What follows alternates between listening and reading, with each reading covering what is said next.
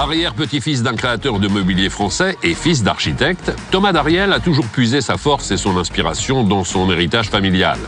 Designer français de formation et infatigable voyageur, il bouscule les codes et met un peu de fantaisie dans le mobilier.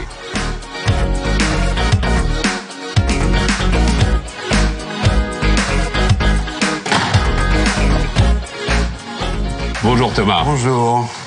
Enchanté. Ravi de vous rencontrer. Merci de nous accueillir. C'est un grand plaisir. Parce que Thomas Dariel, j'entends parler de votre nom depuis des années.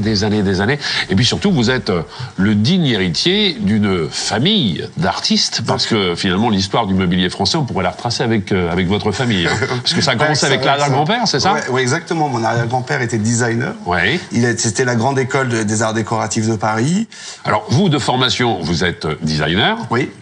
Comment est-ce que je dois vous présenter d'ailleurs aujourd'hui? Plutôt designer, plutôt éditeur? Designer et éditeur de mobilier, d'accessoires, de maisons, de luminaires, de tapis, etc.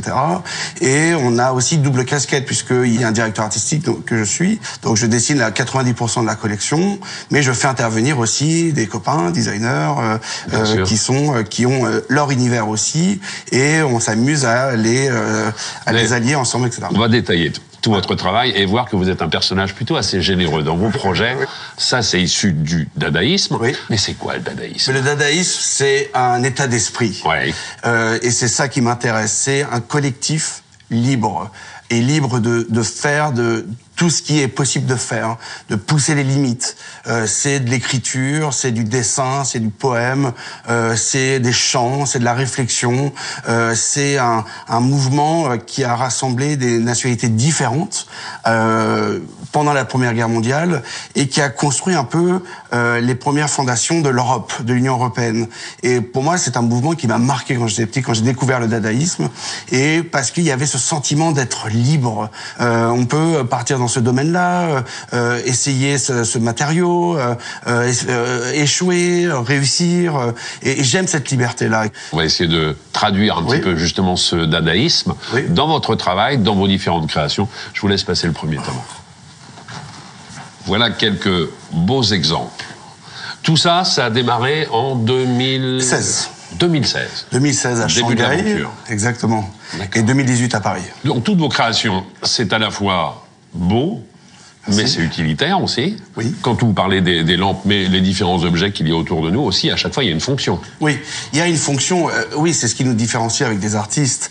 Alors, nous, designers, on doit imaginer l'histoire autour, mais il faut qu'il y ait une fonction, il faut que ce soit fonctionnel. Donc, il faut que ce soit confortable.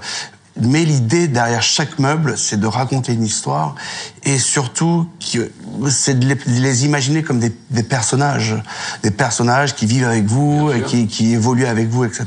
La première pièce que vous avez réalisée, dessinée, c'est quoi? C'est une lampe qui s'appelle la Little Elia, et c'est une lampe que j'ai dessinée après la naissance de mon fils, qui s'appelle Elia.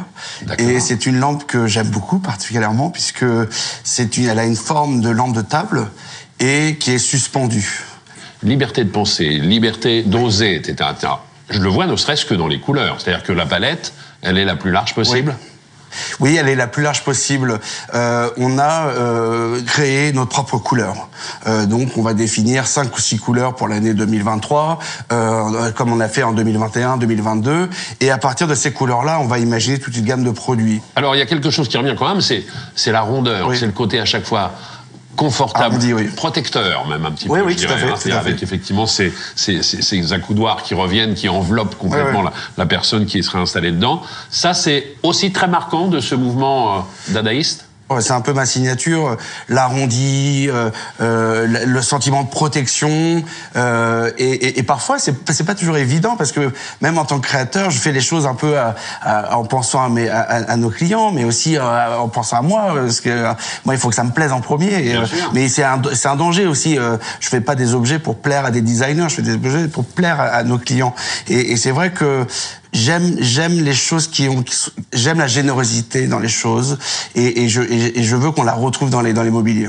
Alors, ce que vous aimez faire aussi, vous, c'est mélanger les matières. Oui. Je le vois ne serait-ce qu'à travers la petite console qui est là-bas, à travers cette table qui est là. C'est encore une fois, on va mélanger parfois un plateau comme celui-ci avec le pied qui n'a pas grand-chose à voir finalement. Oui. C'est casser les codes. Oui. Totalement. Oui, et puis c'est de travailler sur le biosourcé, sur des matériaux qui sont nobles, qui sont naturels, comme la céramique, la laque, le bois, la marqueterie. On va travailler sur des pièces de métal, mais en dinanderie. On va travailler avec de la forge. Vous voyez, on aime. Moi, j'aime mélanger ce genre de choses. Vous m'avez parlé de matière, laque, céramique, Oui. bois. Vous m'avez parlé de mélange aussi. Ça va m'amener à traiter un autre sujet avec vous dans la pièce voisine. Suivez-moi. C'est moi qui prends les devants cette Allons-y. fois-ci.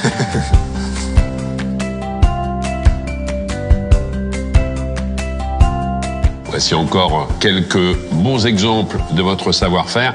Avant d'enchaîner sur le sujet qui me tient à cœur, l'avenir du mobilier, vous le voyez comment ? Le marché, il est simple. Il y a les tendances et les évolutions. Les tendances, ça va être toujours des couleurs, des formes qui ont le grand retour des années 80, le vert, l'arrondi, les années 90, etc. L'évolution, ça va être le textile intelligent, ça va être le bien-être, ça va être les circuits courts, ça va être les armatures de fauteuils qui seront pensées différemment, des matériaux composites, de la récupération, du recyclage, de tout ce qui est upcycling, ça va être vraiment très important puisque 2025 c'est quand même un... Quand vous parlez de textile intelligent, c'est quoi ? Ça va être le textile intelligent, ça va être changement de couleur, ça va être des textiles qui vont réchauffer, qui vont suivre la chaleur corporelle, ça va être qui pollue moins dans sa production, la façon dont il réfléchit la couleur, la lumière ça va être différent. Ça va être toute cette gamme de textiles intelligents qui va venir. Alors, je garde en tête tout ce que l'on vient de se dire. Oui. Je rajoute les matières qu'on évoquait il y a quelques instants. Oui. Je rajoute les savoir-faire. Oui. Et ça donne un lieu. Oui. On est complètement dans l'actu, parce que ça vient d'ouvrir. Oui. C'est un campus que vous ouvrez en Bourgogne, me semble-t-il. Oui. Précisément, ça se passe où ? Alors c'est à côté de Saint-Fargeau, c'est un territoire qui s'appelle la Puisée, et c'est, disons, à 50 km d'Auxerre, au nord de la Bourgogne. Et donc c'est un campus de 40 hectares, où il y a des ateliers de métiers d'art, donc métal, bois, céramique, textile, couleur, qui sont mis à disposition des apprenants, qui sont tous professionnels, et qui sont encadrés par un designer architecte star, et un artisan star. Et à travers ça, la formation, ce sont des objectifs qui sont autour des métiers de l'architecture et du design. Donc c'est soit des grands thèmes ou soit des thèmes très précis, très techniques, et qui font un peu plus avancer le monde dans une bonne direction. Merci beaucoup Thomas. Merci de nous avoir à vous. accueillis ici et bravo pour tout le travail. Merci beaucoup. Voilà pourquoi j'aime faire cette émission, pour rencontrer des gens talentueux comme vous et raconter des belles histoires. Il y en aura encore d'autres à découvrir. Vous serez avec nous, fidèles au rendez-vous, pour un prochain numéro de M comme Maison. Merci mille fois pour votre fidélité. Au revoir.